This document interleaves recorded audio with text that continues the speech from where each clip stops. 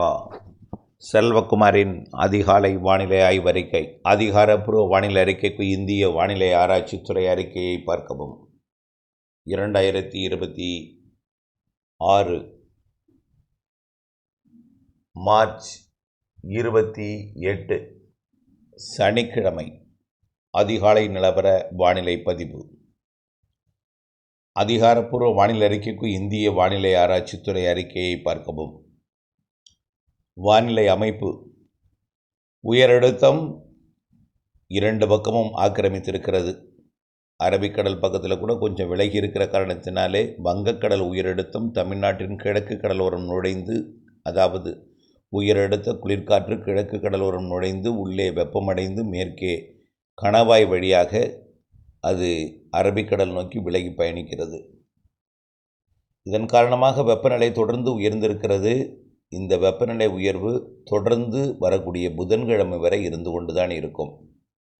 இதில் குறிப்பாக உச்சபட்ச வெப்பநிலை நாளை 29ஆம் தேதி ஞாயிற்றுக்கிழமை உச்சபட்ச வெப்பநிலை அதிகபட்சமாக 104 டிகிரி ஃபாரன்ஹீட் என்ற அளவை தொடும். அதாவது எங்கன்னா மேற்கு மாவட்டங்கள், அதாவது நான் அறிவிக்கப்படக்கூடிய இடத்துல ஏதேனும் ஒரு இடங்களில் 102, ஏதாவது ஒரு இடத்துல 104, பெரும்பாலான இடங்களில் மேற்கு மாவட்டங்கள் உள் மாவட்டங்களில் 100 டிகிரியும் இருக்கும். தெற்கிலிருந்து பார்த்தால் மழை இருக்கிறது, மழை அறிவிப்பு இருக்கிறது. 3ஆம் தேதியிலிருந்து 12ஆம் தேதி வரை இடிமழை பொழிவு இருக்கிறது தமிழ்நாட்டிலே. இடி மின்னல் காற்றுடன் மழை, மேற்கு மாவட்டங்களில் ஐஸ்கட்டி மழை, கர்நாடக கேரள எல்லையோரத்தில் அதற்கு முன்பே மழை இருக்குது. இவையெல்லாம் இதில் அறிவிக்கப் போகிறேன். முதல்ல வெயில், அதற்கு பிறகு இடிமழை எங்கே தொடக்கம், தீவிரம் எப்பொழுது, பரவல் எப்பொழுது, இவையெல்லாம் இதில் அறிவிக்க இருக்கிறேன். நேற்றைய காட்டிலும் இன்றைக்கு வெயில் கொஞ்சம் கூடுதலாகத்தான் இருக்கும். இன்றைய விட நன்றாகவே உயர்ந்திருக்கும் ஞாயிற்றுக்கிழமை நாளை. எங்கே அதிகமாக இருக்கும் அப்படின்னு பார்த்தீங்கன்னா, வேலூரை விட இப்பொழுது சூரியனின் குத்துக்கதிர் நிலநடுக்கோட்டிலிருந்து குமரி முனையை நோக்கி வந்து கொண்டிருக்கிறது. வரக்கூடிய ஏப்ரல் 10ஆம் தேதி குமரி முனையையும் 11ஆம் தேதி அப்படியே தென் மாவட்டங்கள் நிலப்பகுதி சூரியன் குத்துக்கதிர் விட 15, 16, 17, 18 மத்திய மாவட்டங்கள் அப்படியே 19, 20, 21 27ஆம் தேதி திருவள்ளூரை விட்டு விலகி ஆந்திர பிரதேசத்திற்குள் சூரியன் குத்துக்கதிர் பயணிக்கும். ஆக தெற்கிலிருந்து வடக்கு நோக்கி, அதாவது மகர ரேகையிலிருந்து நிலநடுக்கோட்டை அடைந்து நிலநடுக்கோட்டிலிருந்து கடகரேகை நோக்கி பயணிக்கும் வழியில் தற்பொழுது சூரியன் குத்துக்கதிர் தமிழ்நாட்டிலே விழப்போகிறது. இது ஒரு புறம் இருந்தாலும், அந்த சூரியனின் குத்துக்கதிர் விழக்கூடிய நாளில் கூட மழை இருக்கிறது, வெப்பநிலை குறைய இருக்கிறது, குளிர்ந்த சீதோஷனில் இருக்கிறது. ஆனால் அதற்கு முன் தற்பொழுது இருக்கக்கூடிய வானிலை அமைப்பு செட்டிங், அதாவது உயரழுத்தம் அமைந்து கொண்டு, உயரழுத்தம் என்றாலே 24 மணி நேர குளிர்காற்றை அனுப்பும். குடைபோல் தரை மீது இறக்கும். 24 மணி நேரம் தொடர்ந்து அது செயல்படுத்தி கொண்டே இருக்கும். பகலிலே சூரியன் இருக்கிற காரணத்தினாலே, அதாவது வெப்பம் இருக்கிற காரணத்தினாலே, அது அந்த காற்றில் இருக்கக்கூடிய நீராவி குளிர்ந்த காற்று வெப்பமடைந்து மேலெழுந்து மேலடுக்கில் மேற்கு நோக்கி பயணித்து கேரள கர்நாடக எல்லையோர மாவட்டங்களில் போய் வளிமண்டலத்தில் சேமிக்கப்படும், அழுத்தத்துக்கு உட்படுத்தப்படும், ஃபார்ம் ஆகிட்டே இருக்கும், ஐஸ் ஃபார்ம் ஆகிட்டே இருக்கும். அதாவது மேக உற்பத்தி நடந்துகிட்டே இருக்கும். அது வலுவான ஒரு ஃபுல் ஃபார்மான ஒரு ஐஸ் கட்டியாக வளிமண்டலத்தில் ஏற்படுத்தி கொண்டே இருக்கும். இந்த மாதிரி அதிக வெயிலடித்து திடீரென்று மழை வந்தாலே அது ஆலங்கட்டி மழை இருக்கும் என்று ஏற்கனவே சொல்லிகிட்டே இருக்கேன். நீண்ட நாள், அதாவது வாரக்கணக்கிலே அதிக வெயிலடித்து திடீரென்று ஒரு மழையை கொடுக்கும் பொழுது ஆலங்கட்டி மழை இருக்குன்னு சொல்லியிருக்கிறோம். அது தொடர்பாகவும் இதில் அறிக்கை வெளியிடப் போகிறேன். நாளை உச்சபட்ச வெயில் 104 டிகிரி எங்கே இருக்குன்னு பார்த்தீங்கன்னா, இந்த கோவில்பட்டி, சிவகாசி, விருதுநகர், சாத்தூர் மற்றும் அதாவது பாளையங்கோட்டை, திருநெல்வேலி தொடங்கி மதுரைக்கும் இடைப்பட்ட பகுதியில் ஏதேனும் ஓரிரு இடங்களில் 102, 104 பதிவாகும். அதேபோல் திண்டுக்கல் மாவட்டத்தின் வடக்கு பகுதி, அரவக்குறிச்சி, கரூர் பரமத்தி, ஈரோடு இன்னும் கொஞ்சம் அதை விட கூடுதலாகும்.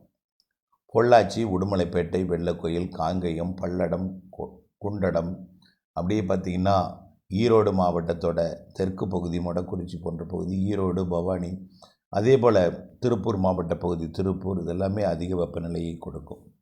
கோயம்புத்தூர் கூட கிட்டத்தட்ட 100 டிகிரிக்கு நெருக்கமாக வரும். ஆனால் 100 டிகிரியை தொடாது. 98 டிகிரி ஃபாரன்ஹீட்டை தொடும் கோயம்புத்தூர். நாளை ஞாயிற்றுக்கிழமை. சரி, இன்றைக்கு தேதி 28, நாளை 29. 29 இடிமழை பொழிவை ஏற்படுத்தப் போகிறது. ஏற்கனவே சொல்லியிருக்கிறேன்.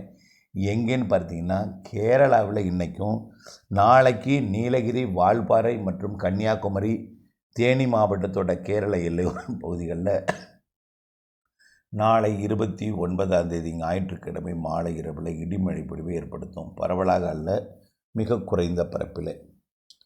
30, 31 அதே இடத்துல தான். கேரள எல்லையோர, தமிழ்நாட்டின் எல்லையோர பகுதி, கேரள எல்லையோர பகுதி, நீலகிரி, வால்பாறை மற்றும் தேனி மாவட்டத்தோட கேரள எல்லையோர பகுதி, கன்னியாகுமரி, திருநெல்வேலி, தென்காசி மாவட்ட கேரள எல்லையோர பகுதியில் அதே போல் 30, 31ஆம் தேதியும் இருக்கும்.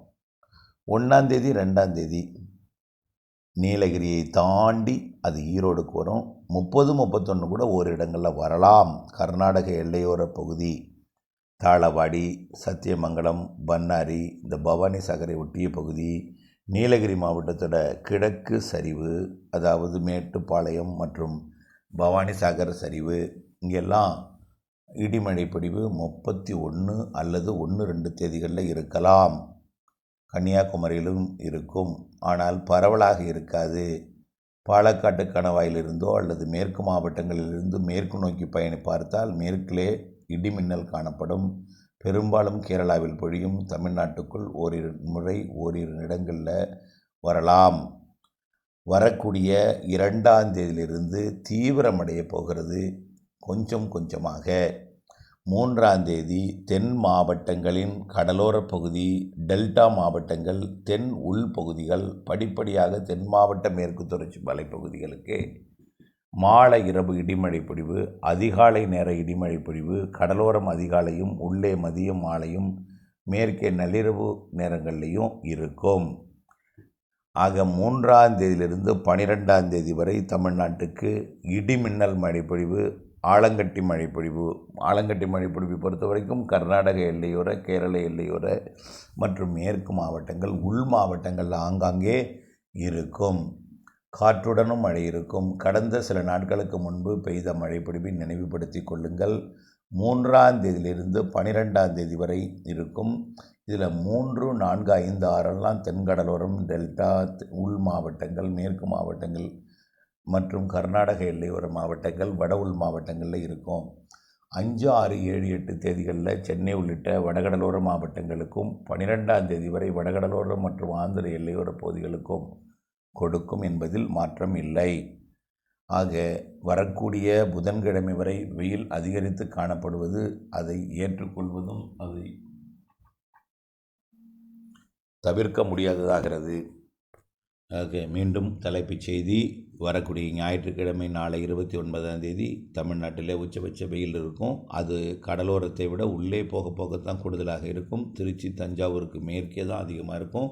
அதில் உள் மாவட்டங்கள், மேற்கு மாவட்டங்கள், கணவாய் பகுதிகளில் தான் அதிகமாக இருக்கும். பொள்ளாச்சி, உடுமலைப்பேட்டை உட்பட கரூர் மற்றும் ஈரோடு, திருப்பூர் உட்பட தென் மாவட்டங்களில் திருநெல்வேலி, தென்காசி, பாளையங்கோட்டை, மதுரை, விருதுநகர் உட்பட வெயில் அதிகமாக இருக்கும். வரக்கூடிய அந்த மழை கொடுக்கக்கூடிய 3ஆம் தேதிக்கு மேல் தான் வேலூர் இருக்கும். அது வரைக்கும் இந்த மேற்கு மாவட்டங்கள், தென் மாவட்டங்களில் இருக்கும்.